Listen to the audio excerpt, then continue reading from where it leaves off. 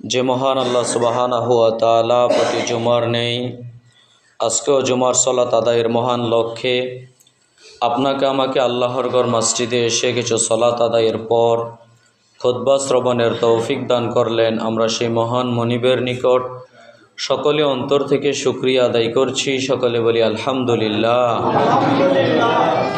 দুরুদ ও সালাম বর্ষিত হোক আমাদের প্রিয় নবী জনাবে মুহাম্মদুর রাসূলুল্লাহ সাল্লাল্লাহু আলাইহি ওয়াসাল্লামের উপর।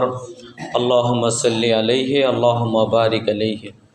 সম্মানিত জুমা সালাতের মুসল্লিবৃন্দ, আজ জুমার খুতবায় সংক্ষিপ্ত সময়ে আমার বক্তব্যের বিষয় মুমিনের দোয়া বিফলে যায় না।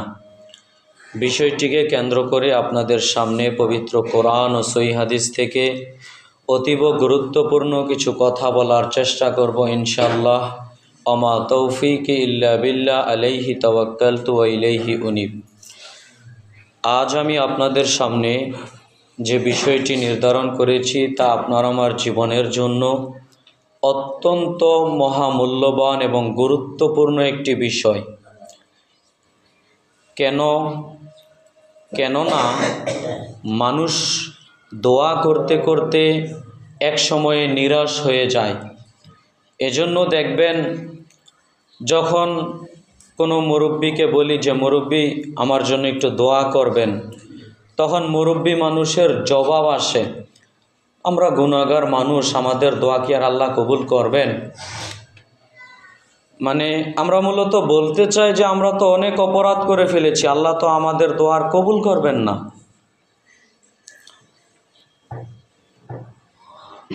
মানুষ বলে যে আল্লাহর নিকট যে কত দোয়া করলাম কিন্তু আল্লাহ আমার দোয়া কবুল করেন না।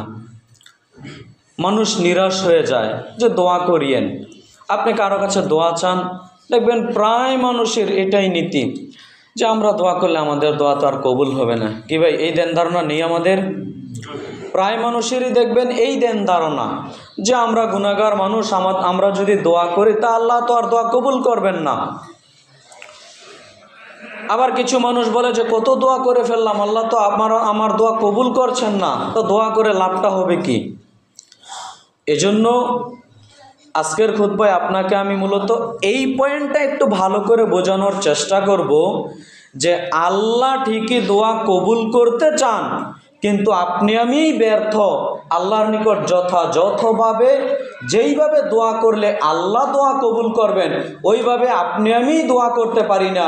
ব্যর্থতা আপনার আমার কাছে। মূলত আল্লাহ সুবহানাহু ওয়া তাআলা ঠিকই দোয়া কবুল করতে চান, যা একাধিক আয়াত ও একাধিক হাদিস দ্বারা প্রমাণিত। আপনার সামনে আমি গুটি কয়েকটা পেশ করার চেষ্টা করব ইনশাআল্লাহ। দেখেন, আল্লাহ সুবহানাহু ওয়া তাআলা পবিত্র কোরআনুল কারীমের সূরা মুমিনের 60 নম্বর আয়াতে আল্লাহ সুবহানাহু ওয়া তাআলা বলছেন, উদউনি আস্তাজিব লাকুম। পৃথিবীর মানুষ, তোমরা আমাকে ডাকো, আমি তোমাদের ডাকে সাড়া দিব। পৃথিবীর মানুষ, তোমরা আমার নিকট দোয়া করো, আমি আল্লাহ তাআলা তোমাদের দোয়া কবুল করব। দেখেন, আল্লাহ নিজে বলছেন যে পৃথিবীর মানুষ, আমাকে তোমরা ডাকো, আমি তোমাদের ডাকে সাড়া দিব। আমার নিকট একটু চাও, আমার নিকট একটু দোয়া করো। যখনই আমার নিকট কিছু চাইবে, যখনই আমার নিকট দোয়া করবে, তখন আমি আল্লাহ তাআলা তোমাদের ডাকে সাড়া দিব, তোমাদের দোয়া কবুল করব। বলি সুবহানাল্লাহ।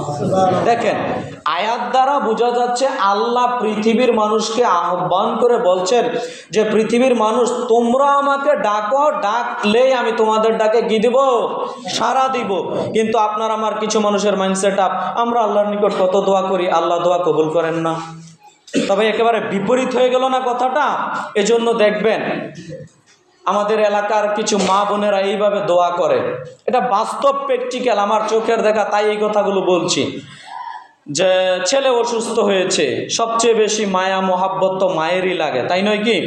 তো মা দেখবেন আল্লাহর নিকট দোয়া করে, আল্লাহ আমার ছেলে অসুস্থ, তোমাকে বলি তুমি আমার ছেলেটাকে সুস্থ করে দাও, বিনিময়ে আমাকে তুমি অসুস্থ করে দাও। কে বলে না এইভাবে দোয়া করে না?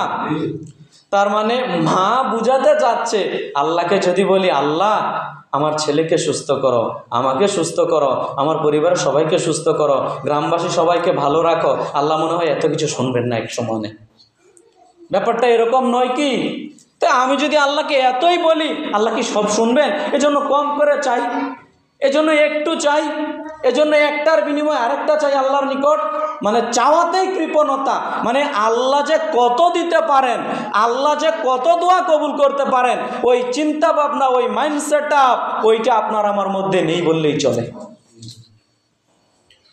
এজন্য সম্মানিত জুমা সালাতের মুসল্লিবৃন্দ, আজকের খুতবায় আমি কয়েকটা হাদিস বলবো, যেখানে আপনাকে আমি এটাই মূলত প্রমাণ করার চেষ্টা করব, যদি সময় থাকে তাহলে কি দোয়া করার পদ্ধতি কি ওইভাবে বলার চেষ্টা করব, কি কি পদ্ধতি অবলম্বন করলে আপনার দোয়াটা আল্লাহর দরবারে কবুল হবে, ওই পয়েন্টগুলো কিছু বলার চেষ্টা করব যদি সময় থাকে ইনশাআল্লাহ। সম্মানিত দ্বীনি মুসলিম ভাই বোন, এই পয়েন্টটা একটু ভালো করে রাখবেন। যারা আজকের মুসল্লিয়ানে কেরাম আছেন, পর্দার আড়ালের মা বোনেরা আছেন, আমি আপনাদের মূলত এই চিন্তাটা দূর করতে চাচ্ছি আজকের খুতবায়, যে আমরা দোয়া করলে আল্লাহ দোয়া কবুল করেন না, এই চিন্তা আজকে থেকে ফেলে দেন। বরং আল্লাহ দোয়া কবুল করতে চান, আপনি আমিই ব্যর্থ, আল্লাহর নিকট যথাযথভাবে দোয়া করতে পারি না।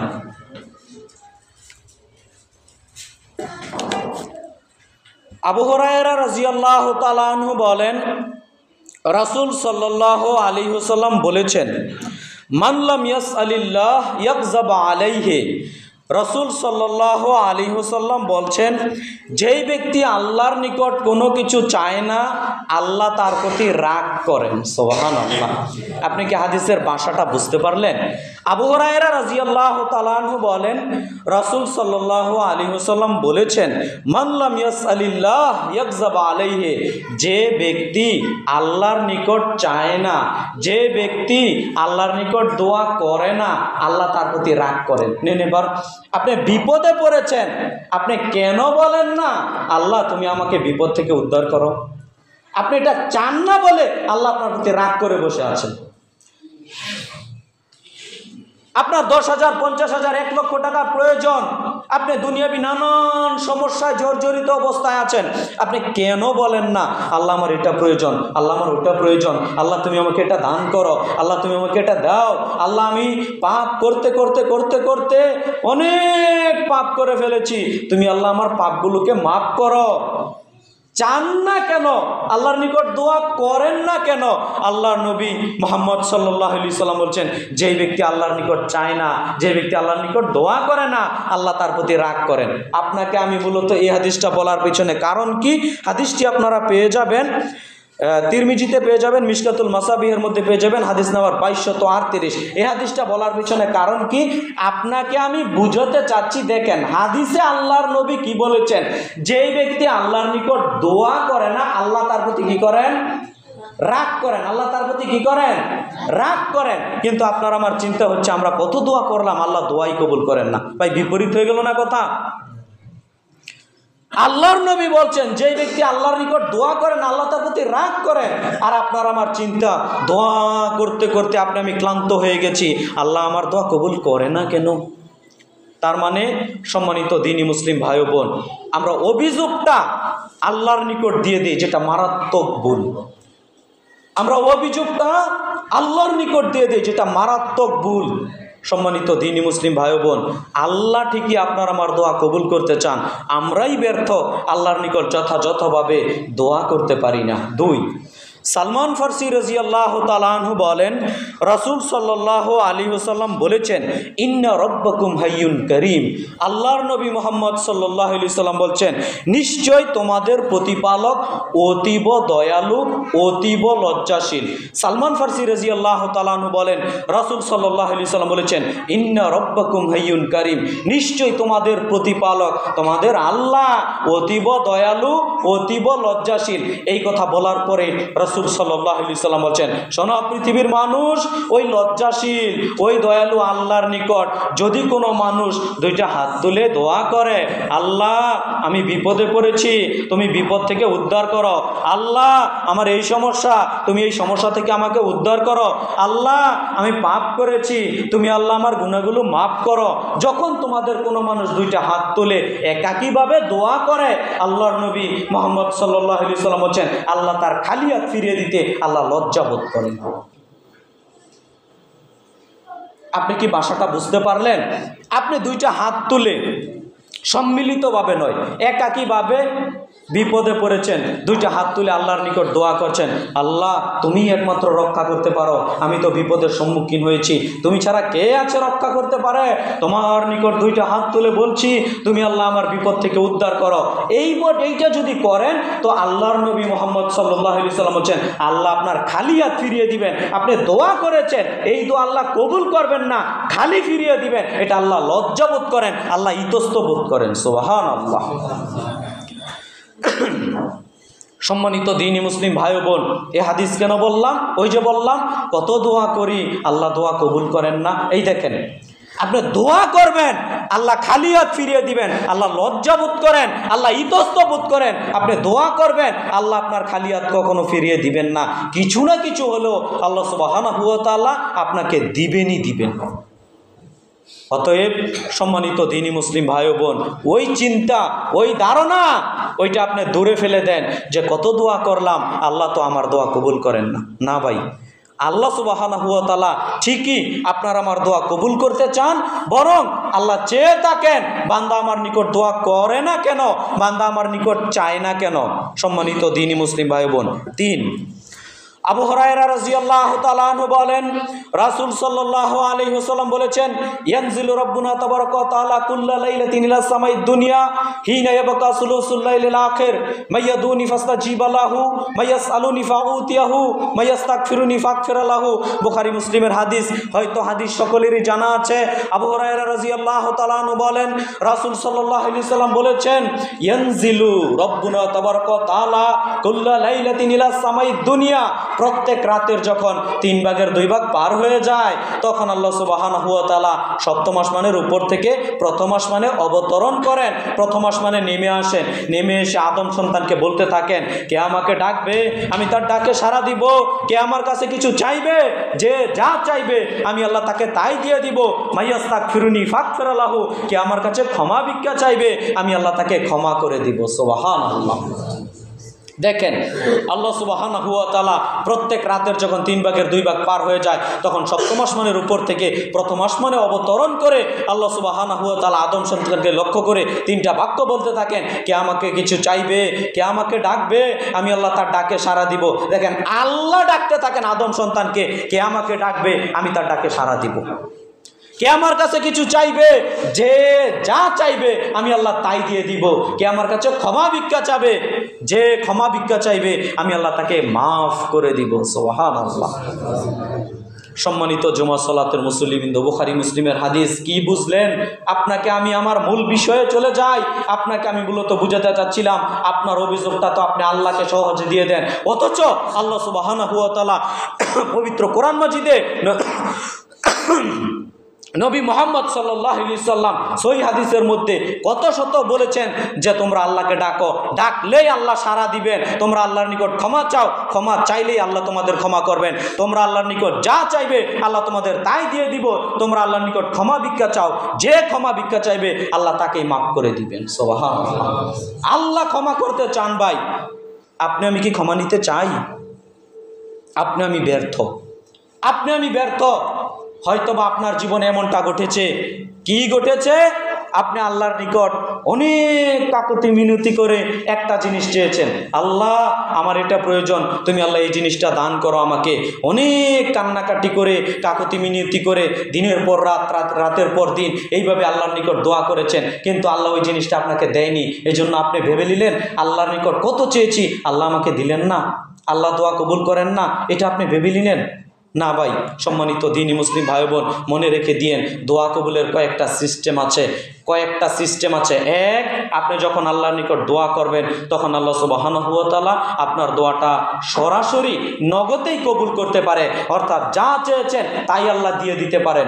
দুই, এটা যদি না ঘটে তাহলে আপনি যখন দোয়া করবেন এই দোয়াটার বিনিময়ে পরবর্তীতে একটা বিপদের জন্য আল্লাহর নিকট দোয়া করেছেন, আল্লাহ আগামীকাল একটা বিপদ আমি দেখতে পাচ্ছি, ওই বিপদটা আমার কাছে আসতে পারে, ও আমাকে মারতে পারে, আল্লাহর নিকট অনেক কাকুতি মিনতি করে দোয়া করেছেন, আল্লাহ তুমি কালকে আমাকে রক্ষা করো, কিন্তু আপনার বিপদটা ঠিকই এসে গেছে, কিন্তু আপনি দোয়া করেছেন, দোয়া তো আর বিফলে যাবে না, ওইটা কি হবে, কিছুদিন পর হয়তো তার চেয়ে বড় বিপদ আপনার কাছে চলে আসতো, ওই বিপদটা আল্লাহ সুবহানাহু ওয়া তাআলা এই দোয়ার বদলতে আল্লাহ দূর করে দিবেন। সুবহানাল্লাহ। তিন, আরেকটা পদ্ধতি, দুনিয়াতে আল্লাহ কিছু দিলেন না, এই দোয়া তো আর বিফলে যাবে না, এই দোয়াটা আল্লাহ সুবহানাহু ওয়া তাআলা রেখে দিলেন কাল কিয়ামতের দিন, এটার বিনিময়ে আল্লাহ আপনাকে নাজাত দিয়ে দিতে পারেন। সুবহানাল্লাহ। অতএব প্রিয় ভাইরা আমার, আপনাকে আমি যেটা মূলত বুঝাতে চাচ্ছিলাম, আপনি দোয়া করবেন, এই দোয়া কখনো ভাই বিফলে যাবে না। মুমিন মানুষ দোয়া করবে, দোয়া কখনো বিফলে যেতে পারে না। মানুষ যা চাইবে আল্লাহ তাই দিবেন, যা চাইবেন আল্লাহ তাই দিবেন, যা চাইবেন আল্লাহ তাই দিবেন। সম্মানিত দ্বীনি মুসলিম ভাই বোন, আমরা দোয়া করতে ব্যর্থ, আল্লাহ সুবহানাহু ওয়া তাআলা ঠিকই আপনাকে আমাকে দিতে চান, আমরা যথাযথভাবে ওইভাবে দোয়া করে আল্লাহর কাছ থেকে ওই জিনিসগুলো নিতে পারি না, ব্যর্থতাটা ভাই আমাদের। চান আবু হুরায়রা রাদিয়াল্লাহু তাআলা আনহু বলেন, রাসূল সাল্লাল্লাহু আলাইহি ওয়াসাল্লাম বলেছেন, লাইসা শাইউন আকরামা আলাল্লাহি তাআলা মিনাদ দুআ। রাসূল সাল্লাল্লাহু আলাইহি ওয়াসাল্লাম বলছেন, আল্লাহর নিকট দোয়া করার চেয়ে সম্মানিত আর কিছু পৃথিবীতে নেই। সম্মানিত দ্বীনি মুসলিম ভাই বোন, হাদিসটি পেয়ে যাবেন ইবনে মাজার 3829। সম্মানিত দ্বীনি মুসলিম ভাই বোন, আপনাকে আমি তিরমিজির হাদিস পেশ করে যেটা মূলত বুঝাতে চাচ্ছিলাম, রাসূল সাল্লাল্লাহু আলাইহি ওয়াসাল্লাম বলেছেন, লাইসা শাইউন আকরামা আলাল্লাহি তাআলা মিনাদ দুআ। আল্লাহর নিকট সম্মানিত যদি কোনো জিনিস থাকে, দোয়ার চেয়ে সম্মানিত কোনো জিনিস আল্লাহর নিকট ভাই নেই। সুবহানাল্লাহ। অতএব প্রিয় ভাইয়েরা আমার, আপনাকে আমি মূলত এইসব হাদিসগুলো যেই কথাটা মূলত বুঝাতে চাচ্ছিলাম সেটা হচ্ছে, আল্লাহ সুবহানাহু ওয়া তাআলা ঠিকই দোয়া কবুল করতে চান। অত্র হাদিসের আলোকে যেটা আপনাকে আমি বলতে চাচ্ছি, আল্লাহর নিকট সম্মানিত বলে যেই জিনিসটা আছে তার মধ্যে দোয়া হচ্ছে সবচেয়ে সম্মানিত জিনিস। সম্মানিত দ্বীনি মুসলিম ভাই বোন, 5 এই পয়েন্টটা বলে আমি সামনের পয়েন্টগুলো বলার চেষ্টা করব। দেখেন, 5 নাম্বার পয়েন্ট আপনাকে আমি যেটা মূলত বলতে চাচ্ছি সেটা হচ্ছে, শয়তানের দোয়া আল্লাহ সুবহানাহু ওয়া তাআলা কবুল করেছেন। আপনি আমি দোয়া করলে দোয়া কবুল হবে না মানে? বলবেন হুজুর, এটা আপনি কেমন কথা বলছেন, শয়তানের দোয়া কবুল করেছেন মানে? জি, শয়তানের দোয়া আল্লাহ সুবহানাহু ওয়া তাআলা কবুল করেছেন, শয়তানের দোয়া আল্লাহ সুবহানাহু ওয়া তাআলা কবুল করেছেন। একটা লিখিত বই পাবেন, শয়তানের দোয়া কবুল হলে মুমিন কেন হতাশ। বইটা আলহামদুলিল্লাহ গত 2 বছর আগে আমি লিখেছিলাম, বইটা প্রায় শেষ হয়ে গেছে, নয়তো আপনাদের কাছে নিয়ে আসতে পারতাম। আপনাদের আমি এই পয়েন্টের সারসংক্ষেপ, লম্বা লম্বা কথা আছে, এই পয়েন্টের সারসংক্ষেপ আপনাকে আমি একটা টিপস দিয়ে সামনের দিকে চলে যাওয়ার চেষ্টা করছি। দেখেন, আপনাকে আমি মূলত যেটা বুঝাতে চাচ্ছিলাম, শয়তানের দোয়া আল্লাহ সুবহানাহু ওয়া তাআলা কবুল করেছেন, আপনি আমি কেন হতাশ? আপনি আমি কেন হতাশ? মানুষ নিরাশ হয়ে যায়, কত দোয়া করি ভাই আল্লাহ দোয়া কবুল করেন না। নিরাশ কেন ভাই? আপনি দোয়া কন্টিনিউ করতে থাকেন, আপনি দোয়া কন্টিনিউ করতে থাকেন, দেখবেন এক সময় না এক সময় আল্লাহ সুবহানাহু ওয়া তাআলা আপনার দোয়া ঠিকই কবুল করবেন। দেখেন, আপনাকে আমি মূলত যেটা বুঝাতে চাচ্ছিলাম, আপনি এই ঘটনাটা পেয়ে যাবেন পবিত্র কোরআনুল কারীমের সূরা আরাফ, সূরা আরাফের 11 থেকে 15 নং আয়াত পর্যন্ত যদি আপনি খোলেন, তাফসিরগুলো পড়েন, বিস্তারিতভাবে এই ঘটনাটা পেয়ে যাবেন। তবে আমি সংক্ষিপ্তভাবে বলছি, সেটা হচ্ছে, যখন শয়তান আল্লাহকে সেজদা করেনি, ইবলিশ আল্লাহকে সেজদা করেনি, তখন আল্লাহ সুবহানাহু ওয়া তাআলা ইবলিশকে বলে দিয়েছিলেন, তুমি তো ক্ষতিগ্রস্তদের অন্তর্ভুক্ত হয়ে গেছ, তুমি দূর হও এখান থেকে, তুমি নাফরমানকারীদের অন্তর্ভুক্ত হয়ে গেলে। যখন আল্লাহ সুবহানাহু ওয়া তাআলা ইবলিশকে বলেছিলেন যে তুমি আদমকে সেজদা করো, সবাই সেজদা করলো, কিন্তু কে সেজদা করেনি ভাই? ইবলিশ সেজদা করেনি। তখন আল্লাহ সুবহানাহু ওয়া তাআলা বলছেন, আমি আদেশ করেছি, আমি নির্দেশ প্রদান করেছি, তুমি আদমকে সেজদা করো, তুমি আমার নির্দেশ অমান্য করলে, তুমি নাফরমানকারীদের অন্তর্ভুক্ত হয়ে গেলে, ক্ষতিগ্রস্তদের অন্তর্ভুক্ত হয়ে গেলে, তুমি দূর হও এখান থেকে, তুমি দূরে সরে যাও এখান থেকে। তখন ইবলিশ ওই মুহূর্তে আল্লাহ সুবহানাহু ওয়া তাআলার নিকট বলতে শুরু করলো, ক্বালা আনজিরনি ইলা ইয়াউমি ইয়াবাসুন, আল্লাহ ঠিক আছে আমি চলে যাচ্ছি, তবে তোমার নিকট আমার একটা চাওয়া, তবে তোমার নিকট আমার একটা দোয়া আছে, সেটা হচ্ছে তুমি আল্লাহ আমাকে কিয়ামত পর্যন্ত অবকাশ দিয়ে দাও আল্লাহ, কিয়ামত পর্যন্ত আমাকে একটা সুযোগ দিয়ে দাও আল্লাহ, কিয়ামত পর্যন্ত তুমি আল্লাহ আমাকে অবকাশ দিয়ে দাও আল্লাহ। তখন আল্লাহ সুবহানাহু ওয়া তাআলা বলেন, আপনাকে হয়তো আমি পরিস্থিতিটা ভাই বুঝাতে পারছি না, তখন আল্লাহ সুবহানাহু ওয়া তাআলা কি বললেন এইটা বলে আমি পরিস্থিতিটা আরেকটু ভালো করে বুঝাই। তখন আল্লাহ সুবহানাহু ওয়া তাআলা বললেন, ক্বালা ইন্নাকা মিনাল মুনজারিন, ঠিক আছে তোমার দোয়া কবুল করে নেওয়া হলো। আপনাকে আমি এই কথাটা কেন বললাম জানেন আপনি? একে তো আপনি একটু বুঝেন, ঘুমায়েন না মুরব্বী, আপনি কেন ঘুমাচ্ছেন? আমার দিকে তাকান। আল্লাহ সুবহানাহু ওয়া তাআলা যখন বললেন যে ইবলিশ তুমি আদমকে সিজদা করো, আল্লাহ সুবহানাহু ওয়া তাআলার কথা সরাসরি অমান্য করলো, তাও সাধারণ অমান্য না, যুক্তি দেখে অমান্য করলো। আল্লাহ আমি তো তার থেকে শ্রেষ্ঠ, আমি তো তার থেকে শ্রেষ্ঠ, কেন আমি তাকে সিজদা করব? তখন আল্লাহ সুবহানাহু ওয়া তাআলা তো ঘোষণাই করে দিলেন, তুমি ক্ষতিগ্রস্তদের অন্তর্ভুক্ত হয়ে গেলে, তুমি ধ্বংসপ্রাপ্তকারীদের শামিল হয়ে গেলে, অন্তর্ভুক্ত হয়ে গেলে, তুমি লানত প্রাপ্তকারীদের অন্তর্ভুক্ত হয়ে গেলে, তুমি দূর হও এখান থেকে। দেখেন এখনই আল্লাহকে বলছি, আল্লাহর কথা অমান্য করছি। আল্লাহ বলছেন আদমকে সিজদা করো, আল্লাহ আমি করতে পারবো না। কেন করতে পারবো না? কেননা আমি তার থেকে উত্তম। ও মাটির তৈরি, আমি আগুনের তৈরি, আমার গতিনীতি উপরে যাওয়া, তার গতিনীতি নিচে যাওয়া, আমি তাকে সিজদা করতে পারবো না। ব্যাপারটা উল্টো হয়ে গেল, আল্লাহর কথা মানলো না। এখনই আবার আল্লাহকে বলছে, আল্লাহ বলছেন তুমি তো আমার কথা অমান্য করলে, তো দূর হও এখান থেকে, দূরে চলে যাও। তো ইবলিশ আবার বলছে আল্লাহ আমার একটা দোয়া আছে। মানে বাপ খান কেমন হয়ে গেল না ভাই? আল্লাহর কথা এখনই অমান্য করলো। তো আল্লাহ বললেন যেহেতু আমার কথা অমান্য করলে, আমার কথাই তুমি মেনে নিলে না, আমার আনুগত্যই করলে না, তো দূর হও এখান থেকে, তুমি ক্ষতিগ্রস্তদের অন্তর্ভুক্ত হয়ে গেলে, তুমি দূর হও এখান থেকে। তো ওই মুহূর্তে আপনাকে আমি সিচুয়েশনটা বুঝাতে পারবো না, ওই মুহূর্তে ইবলিশ আল্লাহকে বলছে আল্লাহ আমার একটা দোয়া আছে, তুমি কবুল করবা? কি? কিয়ামত পর্যন্ত অবকাশ দিতে হবে। ওই মুহূর্তে, ওই সিচুয়েশনের মুহূর্তে তখন আল্লাহ সুবহানাহু ওয়া তাআলা দেখেন তার দয়ার ভান্ডার কত। ওই সিচুয়েশনের মাধ্যমেও আল্লাহ সুবহানাহু ওয়া তাআলা তার দোয়াটা কবুল করে নিলেন। আচ্ছা ঠিক আছে, তুমি যেহেতু এটা চেয়েছো, তোমাকে এটা দিয়ে দিলাম। ভাই আপনাকে আমি কি বাক্য বলে বুঝাতে পারবো? আপনাকে আমি কি কথা বলে বুঝাতে পারবো? আমার জানা নেই। ওই কঠিন মুহূর্তে, যেই মুহূর্তে ইবলিশ আল্লাহর সরাসরি অমান্য করলো, ওই মুহূর্তে যদি আল্লাহ সুবহানাহু ওয়া তাআলা ইবলিশের দোয়া কবুল করতে পারেন, আপনি আমি কি ইবলিশের চেয়ে খারাপ হয়ে গেছি নাকি? শয়তানের চেয়ে কি মানুষ খারাপ হয়ে গেছে নাকি? তো মানুষ কেন বলে কত দোয়া করলাম আল্লাহ দোয়া কবুল করে না? মানুষ কেন বলে আমরা গুনাহগার মানুষ, আমাদের দোয়া কবুল হবে না? কেন বলে মানুষ কেন নিরাশ? ভাই আমাকে বলেন। সম্মানিত দ্বীনি মুসলিম ভাই বোন, আপনাকে আমি যদি এইটা বুঝাতে পারি, তাহলে আজকের খুতবায় আমি সার্থকতা মনে করব। আপনাকে আমি এইটা মূলত বলবো, আপনি ভাই কখনো ভুল বুঝিয়েন না যে কত দোয়া করে ফেললেন, আল্লাহ আপনার দোয়া কবুল করেন না, আপনি এটা কখনো মনে করিয়েন না। বরং আপনি দোয়া করতে থাকেন, আপনি দোয়া করতে থাকেন, আল্লাহর নিকট দোয়া করতে থাকেন।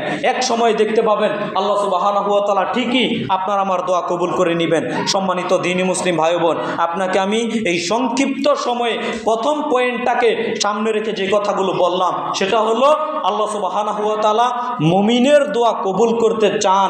মুমিন দোয়া করবে, এই দোয়া কখনো বিফলে যেতে পারে না। মুমিন দোয়া করবে, এই দোয়া ভাই কখনো বিফলে যেতে পারে না।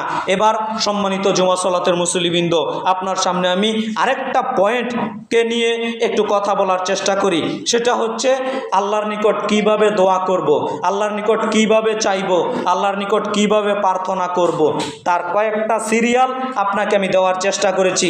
চোখ কান খাড়া রেখে কথাগুলো মনোযোগ দিয়ে জানার চেষ্টা করেন, বুঝার চেষ্টা করেন। আপনার জীবনের জন্য অত্যন্ত উপকার হবে বলে আমি আশাবাদী। সম্মানিত জুমা সালাতের মুসল্লিবৃন্দ, দেখেন দোয়া করার আদব শিষ্টাচার। আমরা আল্লাহর নিকট দোয়া করার আদব শিষ্টাচার এইগুলো ভাই অনেক সময় জানি না, যার কারণে কোন আদব কোন শিষ্টাচার অবলম্বন করে আল্লাহর নিকট দোয়া করলে আল্লাহ দোয়া কবুল করবেন, ওইটা ফলো না করার কারণে আপনার আমার অনেক সময় দোয়াগুলো কবুল হচ্ছে না। এজন্য কি আদবে কোন নিয়মে কোন শিষ্টাচারে আল্লাহর নিকট দোয়া করবেন কয়েকটা পয়েন্ট বলবো, একটু মনোযোগ রাখার চেষ্টা করেন। নাম্বার 1, যখন আপনি দোয়া করবেন আল্লাহর নিকট কোনো কিছু চাইবেন, ক্ষমা ভিক্ষা চাইতে পারেন, জীবনে তো কত পাপ করেছেন, ক্ষমা ভিক্ষা চাইতে পারেন, কোনো কিছু প্রয়োজন আল্লাহর নিকট দোয়া করবেন, যা কিছু প্রয়োজন আল্লাহর নিকট দোয়া করবেন, একটু আগিয়ে বসেন, যা কিছু প্রয়োজন আল্লাহর নিকট চাইবেন, আল্লাহর নিকট প্রার্থনা করবেন। কিভাবে করবেন? 1, যখন আপনি আল্লাহর নিকট দোয়া করবেন তখন একমাত্র আল্লাহর নিকটেই চাইবেন। কার নিকট চাইতে হবে ভাই?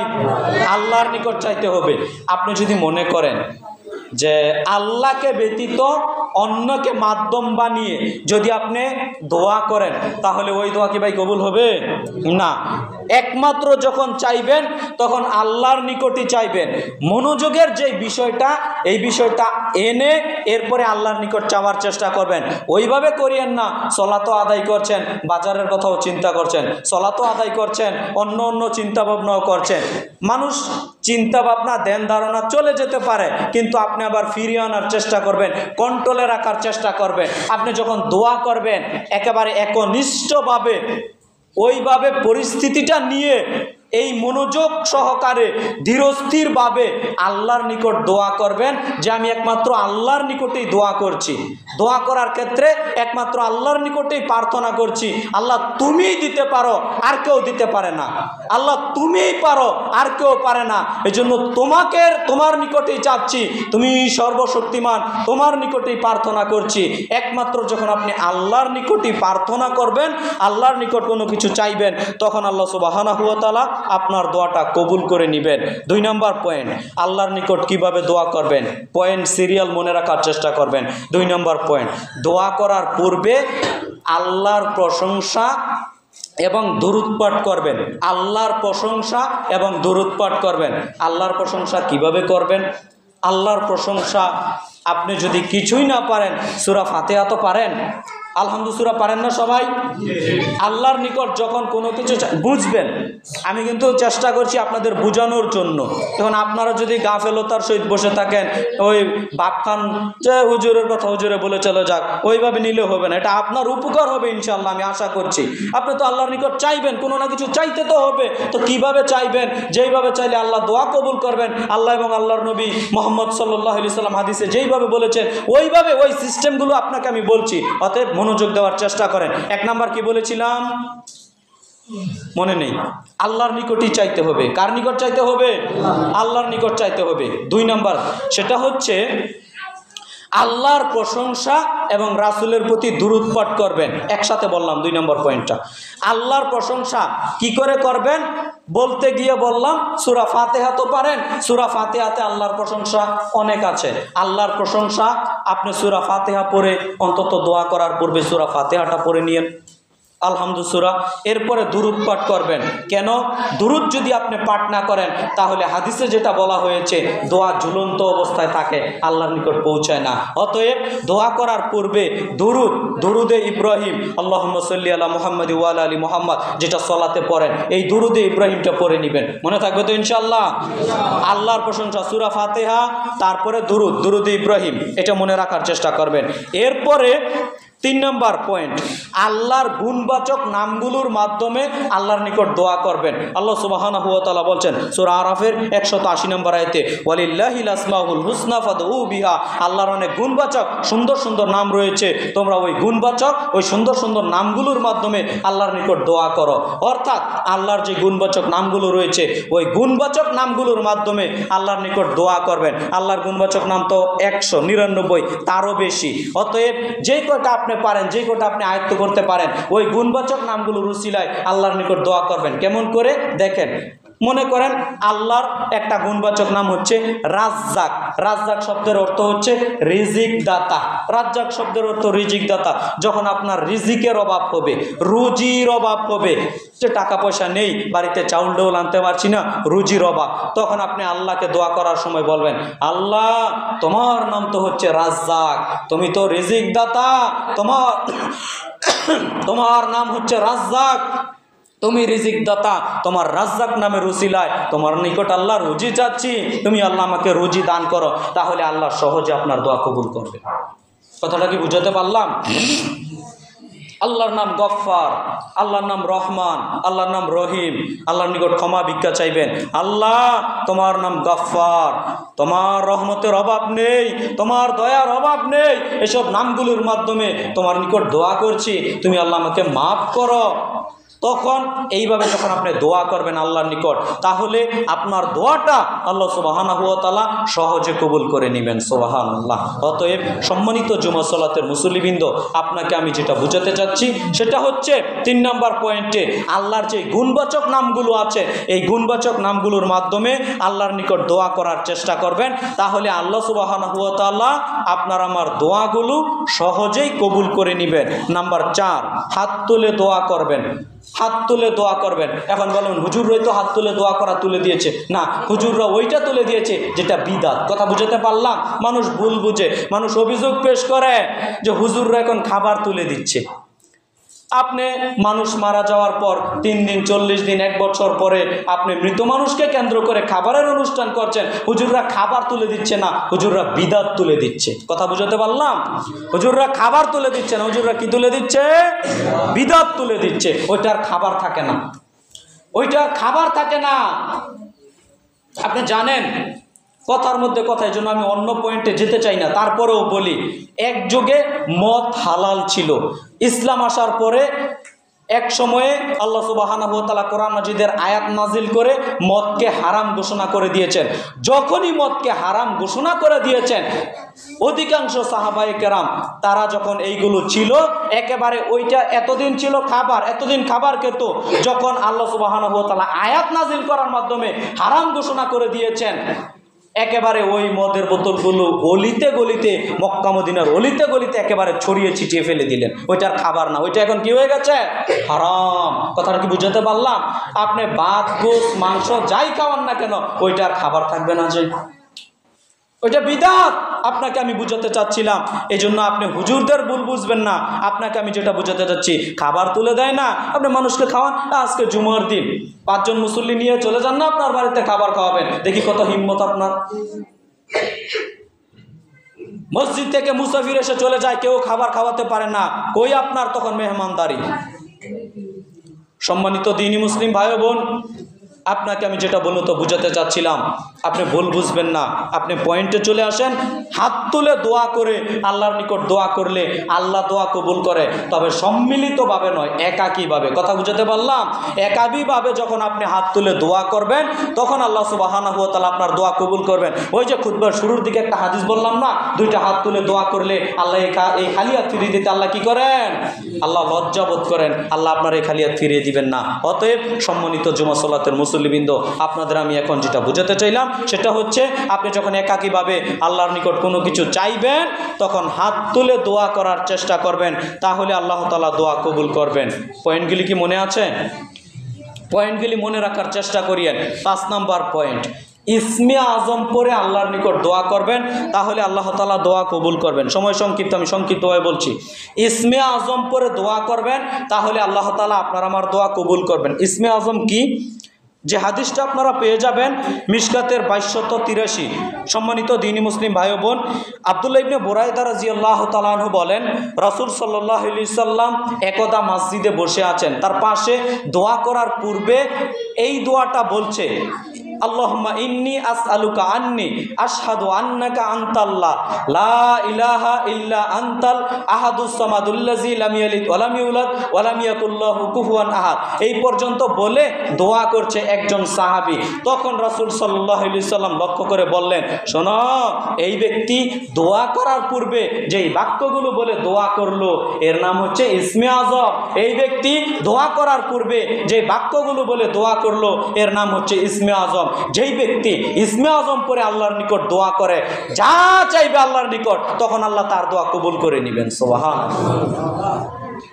অতএব সম্মানিত জুমা সালাতের মুসল্লিবৃন্দ, ইসমে আজম মুখস্থ করে নেওয়ার চেষ্টা করবেন। আল্লাহুম্মা ইন্নী আসআলুকা আন্নী আশহাদু আন্নাকা আনতাল্লাহ লা ইলাহা ইল্লা আনতাল আহাদুস সামাদুল্লাযী লাম ইয়ালিদ ওয়া লাম ইউলাদ ওয়া লাম ইয়াকুল লাহু কুফুয়ান আহাদ। এই ইসমে আজমটা শিখে নেওয়ার চেষ্টা করবেন। এইটা পরে আপনি দোয়া করবেন, তখন আল্লাহ সুবহানাহু ওয়া তাআলা আপনার দোয়া সহজে কবুল করবেন বলেই হাদিসে রাসূল সাল্লাল্লাহু আলাইহি সাল্লাম বলেছেন। আবার বলি, নাম্বার 1, দোয়া করার আদব শিষ্টাচার। যখন আপনি দোয়া করবেন আল্লাহর নিকট দোয়া করতে হবে।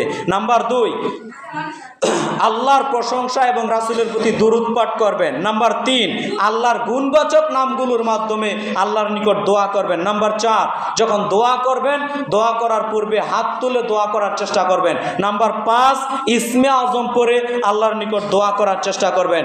নাম্বার 6, নেক আমলের উসিলায় আল্লাহর নিকট দোয়া করবেন। নেক আমলের উসিলায়, কিসের উসিলায় ভাই? নেক আমলের উসিলায়। নেক আমলের উসিলায় মানে একজন মানুষ বিপদে পড়ে আছে, তাকে আপনি বিপদ থেকে উদ্ধার করেছেন, কিছুদিন পর আপনি বিপদে পড়েছেন, আল্লাহর নিকট দোয়া করবেন, আল্লাহ আজকে আমি বিপদে পড়েছি, তোমার নিকট দোয়া করছি, আল্লাহ তুমি আল্লাহ আজকে আমাকে বিপদ থেকে উদ্ধার করো। কেন? ওই দিন আল্লাহ আমি এক ব্যক্তিকে বিপদ থেকে উদ্ধার করেছি, আল্লাহ ওইটা যদি আল্লাহ তোমার উসিলায় করে থাকি, তুমি আল্লাহ ওই নেক আমলের উসিলায় আজকে আমাকে বিপদ থেকে উদ্ধার করো। এইভাবে আপনি দোয়া করবেন, তখন আল্লাহ সুবহানাহু ওয়া তাআলা আপনার দোয়া কবুল করে নেবেন। বলি সুবহানাল্লাহ। প্রমাণে ওই যে ঘটনা বলবো না, ওই যে ঘটনা, 3 জন ব্যক্তি পাহাড়ের নিচে এক বিশাল গর্তের মধ্যে আটকা পড়েছিল, হঠাৎ বৃষ্টি আসলো, পাথর এসে মুখ বন্ধ হয়ে গেল, 3 জন ব্যক্তি 3টা দোয়া। হাদিস কি জানা আছে না?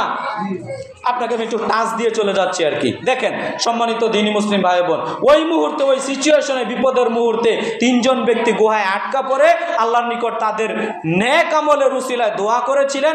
আল্লাহ সুবহানাহু ওয়া তাআলা তাদেরকে ওই দিন বিপদ থেকে উদ্ধার করেছিলেন। আপনার সামনে আমি যেটা মূলত এখন বলতে চাচ্ছি, 6 নম্বর পয়েন্ট, আপনি যে সময় যেই দোয়াই করেন না কেন নেক আমলের উসিলায় আল্লাহর নিকট দোয়া করবেন, তাহলে আল্লাহ সুবহানাহু ওয়া তাআলা আপনার আমার দোয়া কবুল করে নেবেন। হাদিসটি পেয়ে যাবেন সহিহুল বুখারীর 3465 নম্বর হাদিসে। এরপরে 7 নম্বর পয়েন্ট, সেটা হচ্ছে যখন আপনি বিশেষভাবে খাস কোনো দোয়া করবেন, তখন যদি সম্ভব হয় 2 রাকাত নফল সালাত আদায় করে এরপরে আল্লাহর নিকট দোয়া করবেন। 2 রাকাত নফল সালাত আদায় করে এরপরে আল্লাহর নিকট ওই খাস দোয়াটা করার চেষ্টা করবেন। প্রমাণে অনেক হাদিস রয়েছে। সম্মানিত দ্বীনি মুসলিম ভাই বোন, ইব্রাহিম আলাইহিস সালাম যখন বিপদে পড়েছিলেন 2 রাকাত সালাত আদায় করে দোয়া করেছিলেন। এরপরে নবী রাসূলগণ তারাও যখন বিপদে পড়েছিলেন 2 রাকাত সালাত আদায় করে আল্লাহর নিকট তারপরে দোয়া করেছিলেন। জোরাইজের ঘটনা জানেন, বুখারীতে এসেছে।